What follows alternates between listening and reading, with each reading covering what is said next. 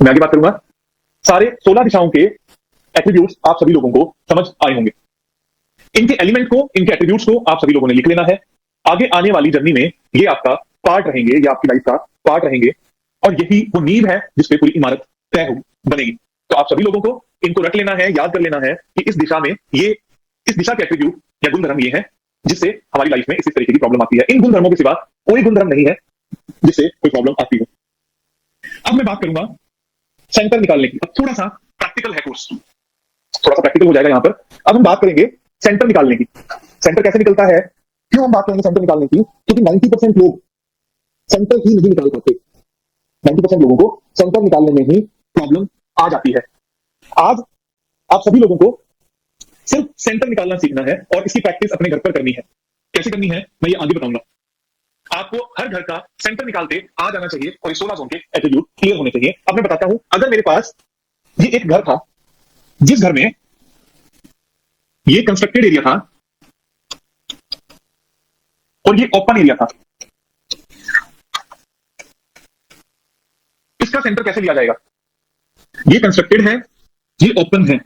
Centre marking अपने आप में सबसे बड़ा विषय है। जिसको सेंटर मार्किंग करनी नहीं आती उसको प्रॉब्लम आती है। पर आजकल एक वास्तु कंसल्टेंट का या जिनको अपनी प्रॉब्लम सॉल्व करनी है उनका विषय ही नहीं है कि उनको मैप बनाना आता हो या उनको ये सब करना आता हो, क्योंकि मार्केट में बहुत सस्ते ड्राफ्टमैन आजकल अवेलेबल है। वो आपको एक प्रोफेशनल नक्शा बना के देते हैं, सब कुछ जो भी हम इस कोर्स में दिखेंगे वो मार्क करके देते हैं, और फाइनली आपको उस पर एक एक्सरे रिपोर्ट की तरह, डॉक्टर की तरह देखकर दवाइयां देनी होती है। मैं आपको बताऊं, पहले इसके अंदर सेंटर निकलेगा जो ये कंस्ट्रक्टेड एरिया का सेंटर। ये मैंने कंस्ट्रक्टेड एरिया मार्क किया।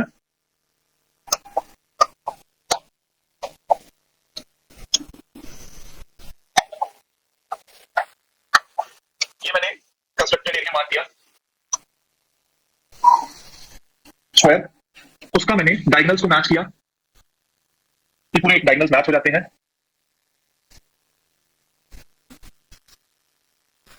ये जो निकल के आता है ये आपके घर का सेंटर होता है। आपको ऐसे प्लॉट्स में 2 सेंटर लेने होंगे। एक सेंटर जो आपको दिखाई दे रहा है कंस्ट्रक्टेड का, ये दूसरा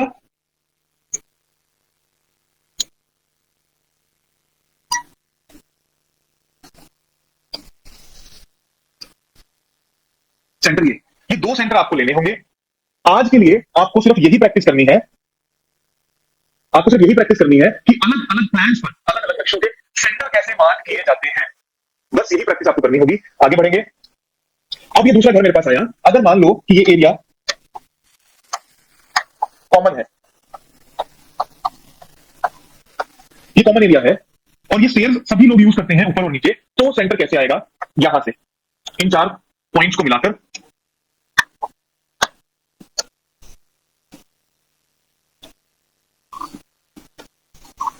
इस कॉमन एरिया को छोड़ दिया जाएगा, इसको छोड़ दिया जाएगा, इसको नहीं लिया जाएगा। ऐसे आपको सेंटर लेना है, डायगोनल लाइंस को मैच करना है और आपके घर का सेंटर निकल जाएगा। आगे उसके बाद में एक रेक्टेंगुलर प्लॉट था, इसमें भी फ्रंट ओपन है और पीछे कंस्ट्रक्टेड है। इसका कैसे लेना है? अगर यहां तक एक परछत्ती बनी हुई है फर्स्ट फ्लोर की, अगर यहां तक एक परछत्ती बनी है फर्स्ट फ्लोर की, तो आपको इसका सेंटर लेना है पूरा।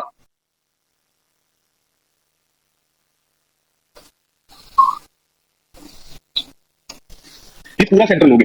अगर परछत्ती आगे बनी हुई है तो, अगर ये परछत्ती नहीं बनी हुई, अगर ये परछत्ती नहीं बनी हुई तो आपको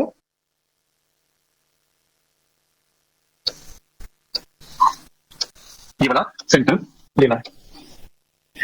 इसके बाद में जो लोग ऑटो कैड जानते हैं, परछत्ती का मतलब होता है रूफ टॉप एक्सटेंड किया हुआ फर्स्ट फ्लोर वालों ने ऊपर एक छज्जा निकाल रखा है और जो आपका ओपन एरिया है उसका 50% उस छज्जे में कवर हो जाता हो, उसको परछत्ती या छज्जा या एक्सटेंडेड रूफ के टेरेस बोल सकते हैं। हमने ये लिया। लेने के बाद में जो लोग ऑटो कैड जानते हैं वो लोग मास ग्रेविटी सेंटर ले सकते हैं। ये जरूरी नहीं है कि सबको वास्तु कंसल्टेंट बनने के लिए ऑटो कैड आता हो। ऑटो कैड में जितनी बाउंड्री आप सेलेक्ट करेंगे उस बाउंड्री का एक टेंटेटिव एरिया ऑटोकैड खुद से निकालता है, वो आपके घर का सेंटर होता है। ये होता है मास ग्रेविटी सेंटर।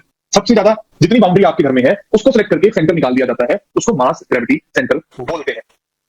एक और तरीका होता है सेंटर्स को निकालने का, जैसे ये मेरा गेट है, ये मेरा गेट है, ये मेरा गेट है और ये हमारा मेन गेट है और एक कमरे का गेट ये है।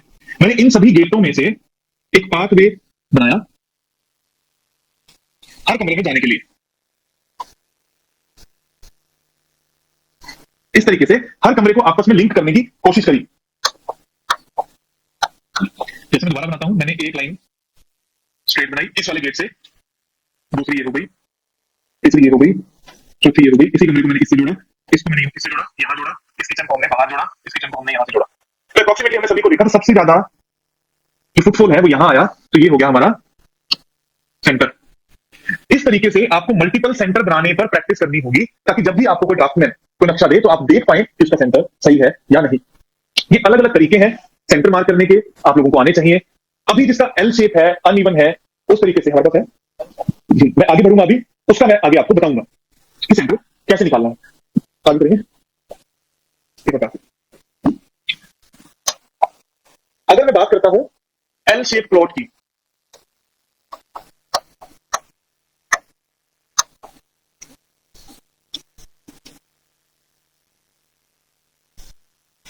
अगर मैं बात करूंगा एल शेप प्लॉट की, तो उसका सेंटर निकलेगा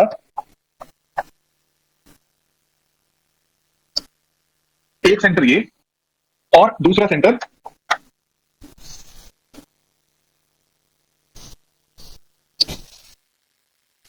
ये। हमारे पास इस तरीके से दो सेंटर्स आ जाएंगे। इन दोनों सेंटर पे फिर हम बाद में ग्रिड करके सिम्टम्स को मैच करते हैं, और वो ही हमारा फाइनल सेंटर होता है। सिम्टम्स बहुत इंपॉर्टेंट है, सिम्टम्स को जैसे ही हम मैच करते हैं वो हमारा फाइनल सेंटर होता है। कई बार सिम्टम यहां मैच करेंगे, कई बार सिम्टम यहां मैच करेंगे। सिम्टम्स क्या है? जो आपकी लाइफ में प्रॉब्लम है। ग्रीडिंग क्या है? इन 16 दिशाएं जिनके मैंने एट्रीब्यूट आपको बताए, इसको आपको नक्शे पर मैप कैसे करना है ये। इसके बाद में ये हल्का सा कट है, तो इसको छोड़ देंगे, सिर्फ सेंटर इसी का लिया जाएगा, इसको हटा दिया जाएगा। वैसे ही अगर यहां कट है, अगर ये पोर्शन नहीं है, तो भी हमें सेंटर पूरा ही लेना होगा, इसमें कोई कंफ्यूजन नहीं है। सिर्फ एल शेप में दो सेंटर्स मार्क करने होते हैं। डाउट्स? हाँ, चार्ज नहीं हुआ, कहां पर इधर साइड में। Sir about two stairs, one from inside house, staircase. Staircase का अभी हमने कोई विषय स्टार्ट नहीं किया है। कॉमन एरिया देखो, अगर स्टेयरकेस कॉमन है तो उसको काटा जाता है, घर के अंदर है तो उसको ग्रिड के अंदर या सेंटर के अंदर लिया जाता है। अलग अलग तरीके के प्लॉट्स जब भी होते हैं, जैसे ये टेढ़ा प्लॉट है, आपको हमेशा इसके चारों कोनों को मिला देना है, ये टेंटेटिव सेंटर आ जाएगा। ये सेंटर होता है, ऑटोकैड मास ग्रेविटी सेंटर होता है। और शेयरमुखी गोमुखी जो मैंने लिखा है, अभी मैं उसका सिर्फ सेंटर बता रहा हूं और कुछ भी नहीं। शेयरमुखी गोमुखी किनको लेना चाहिए, नहीं भी लेना चाहिए, इसके ऊपर पूरा एक टॉपिक है जो आगे आएगा। अगर इस तरीके का आपका घर है या प्लॉट है, तो इसका सेंटर कैसे लेना है। जैसे ये वाली वॉल आपकी 10 फुट की आई, तो मैंने यहां से एक वर्चुअल वॉल मान ली, और इस कॉर्नर से, इस कॉर्नर से एक सेंटर ये ले लिया। ये किस केस में होगा? जिस केस में टोटल लेंथ 20 फीट से लेस है। 20 फीट क्यों? अगर ये 10 है और ये टोटल 18 है, तो मैं यहां पे 10 पे ही काटूंगा। इस बात को ध्यान से सुनना, मैं दोबारा बताता हूं। अगर एक वॉल 20 फीट की है और यहां से डायगोनल बना और प्लॉट की शेप चेंज हो गई, और ये जो नीचे वाली आपकी दीवार है ये 50% से ज्यादा है, 50% मतलब 10, 11, 12, 13, 14 फुट है, तो आप इस तरीके से सेंटर लेंगे, और इसका सेंटर में इंक्लूड नहीं करेंगे, ग्रिड में इंक्लूड करेंगे। ग्रिड क्या होती है आगे बात करेंगे, तो इसका सेंटर निकल जाएगा ये वाला। अब मैं आगे बात करूंगा कि ये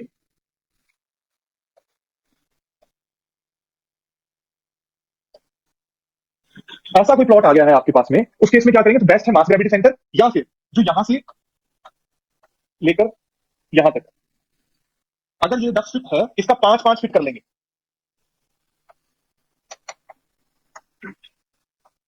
5 फीट कर लिया, इस 5 फीट पे हाइपोथेटिकल वॉल क्रिएट की, और ये सेंटर हमने ले लिया।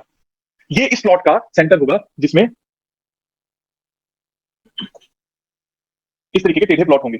आपको बहुत ज्यादा कोई इसमें फिक्सेशन है नहीं है, आपको टेंटेटिव एक आइडिया लेना है कि सेंटर क्या होता है। अलग अलग प्लॉट्स अलग अलग तरीके से रोज केस स्टडीज में आएंगे, तब आप लोगों को समझ में आ जाएगा कि किस तरीके से काम करना है। आई होप कि आप सभी लोगों को सेंटर निकालना और 16 जोन क्लियर हो गए होंगे। अब हम आगे बढ़ेंगे, आगे दिखाएंगे। आप 39 न्यू मैसेजेस आ रहे हैं।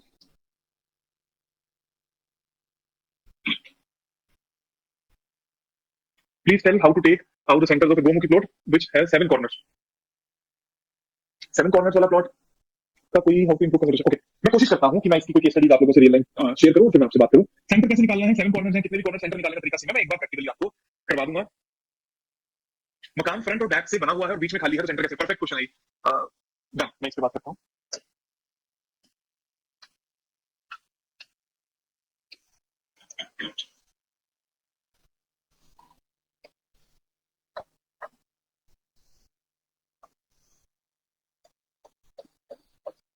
ये आपका जो मकान है, ये पूरा प्लॉट है और ये कंस्ट्रक्टेड एरिया है, बीच में प्लॉट है, ये दोनों कंस्ट्रक्टेड एरिया। इसका सेंटर कैसे निकालेंगे?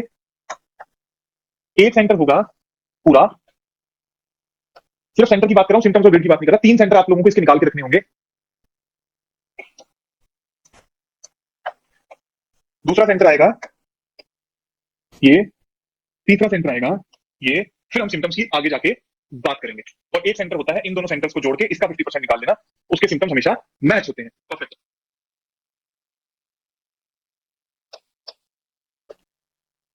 ये एक मकान है जिसमें यहां पर एक बालकनी है।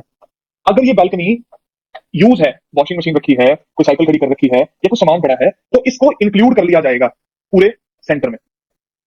सेंटर निकालने के लिए इंक्लूड करेंगे। अगर बालकनी जो है वो यूजफुल नहीं है, तो आप सेंटर सिर्फ इतना निकालोगे। ये एक बात हो गई। दूसरी बात, बालकनी का रेशियो भी कितना है। बालकनी अगर ये वाला हमारा 100 फुट है और बालकनी बनी हुई है 60 फुट में, तो आप उसको सेंटर में लेंगे एक्सक्लूड करके। अगर बालकनी बनी हुई है 30 या 40 फुट में, तो इसको सेंटर में नहीं लेंगे। ये एक कृषि क्लियर तरीका है। अभी के लिए जितने मैक्सिमम पॉसिबल सेंटर्स आपको लगते हैं, आप लोगों को उस पर वर्किंग करनी है। अभी आगे करना क्या है, घर पे जाकर आपको टेंटेटिव अपने घर का एक नक्शा ड्रॉ करना है, रफ लेआउट बुलाकर, कल सुबह इंची टेप बनाकर, अपने घर वालों को थोड़ा सा तंग करके, उनके साथ में लगकर, नाप कर, बार ग्राफ या फिर बार चार्ट जिसको हम बोलते हैं ग्राफ पेपर, या फिर स्केल की हेल्प से एक प्लान बना लेना है। जितने रिश्तेदारों की प्लान बना सकते हो वो भी बना लीजिए। नहीं तो कुछ भी ना चले तो एक ऐसे ही नोटबुक और पेन लीजिए, उस पर जो आइडिया दिमाग में आए उसका एक सेंटर निकाल लीजिए। ऐसे करके जो भी प्लाट्स आपके दिमाग में आते जाए, जो भी प्लान आपके दिमाग में आता जाए, ऐसे करके उसका सेंटर निकाल लीजिए। और इसका सेंटर कैसे निकलेगा? इसको मैंने एक्सटेंड मान लिया, इसको मैंने एक्सटेंड मान लिया, सेंटर निकल गया। ऐसे जो भी प्लान आपके दिमाग में आते जाए उसके नोट्स बनाइए और फिर उन पर काम कीजिए। आप सभी लोगों को सेंटर निकालना आ जाएगा और 16 दिशा के गुणधर्म बड़े आराम से इजिली आ जाएंगे। Means in L shape extension note to consider cut area to be taken नहीं। जैसे मैंने आपको बताया, एक्सटेंशन ज्यादा है तो एक्सटेंशन लेनी है, कट ज्यादा है तो कट को लेना है। ऐसा नहीं करना।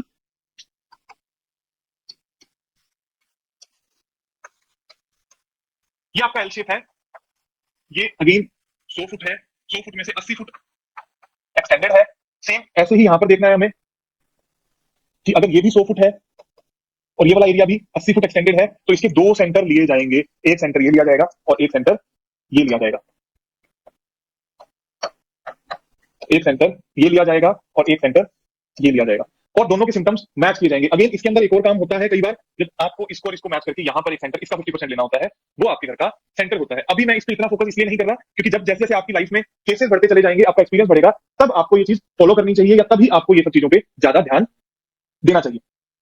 आगे मैं बात करूंगा। अभी के लिए आप प्रैक्टिस कीजिए सिर्फ सिर्फ और सिर्फ इस बात की कि आप सभी लोगों को टेंटेटिव सेंटर निकालना आ जाए और 16 जोन रटे हुए हों। नोट किसका, नोट का गुणधर्म क्या है आपको पता हो, ईस्ट का क्या है आपको पता हो, ये आपके चाहिए। बाकी सब कुछ हम आगे पढ़ ही लेंगे। आगे बढ़ेंगे।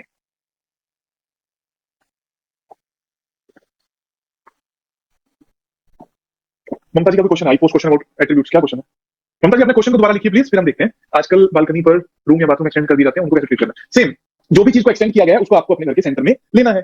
जैसे मैंने ये बनाई, ये बालकनी आ गई, अगर मैंने इसको यूज कर लिया तो ये सेंटर में इंक्लूड हो जाए। यहाँ पर मैंने एक्सटेंशन माना तो पूरा सेंटर ले लिया।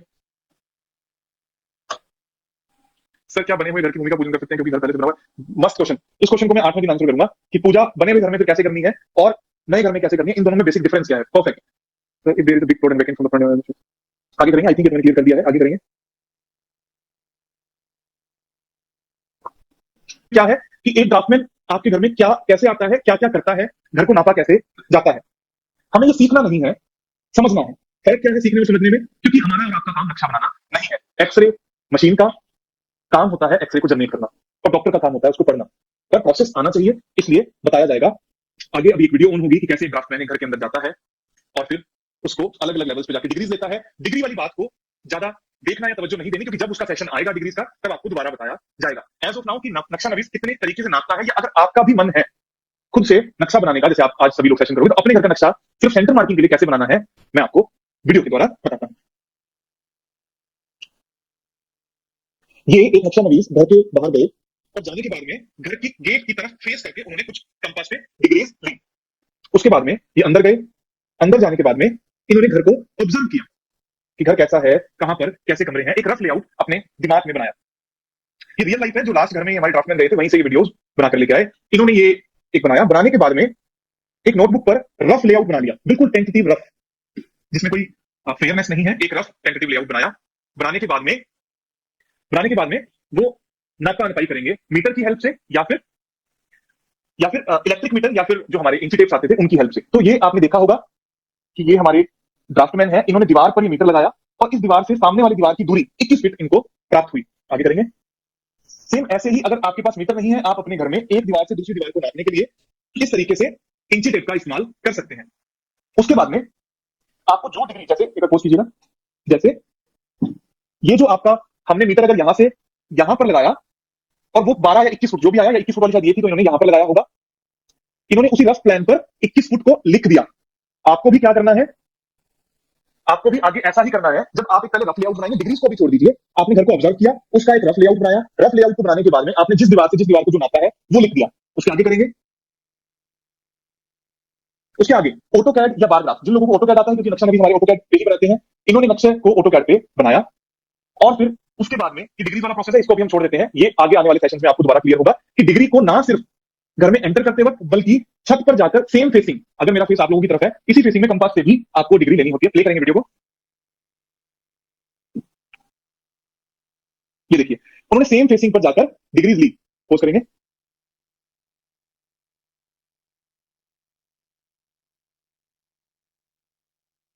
अब इस घर में जब वो गए थे और यहां पर जब स्टेयर्स से चढ़े थे, तब उनकी फेसिंग इस तरफ थी।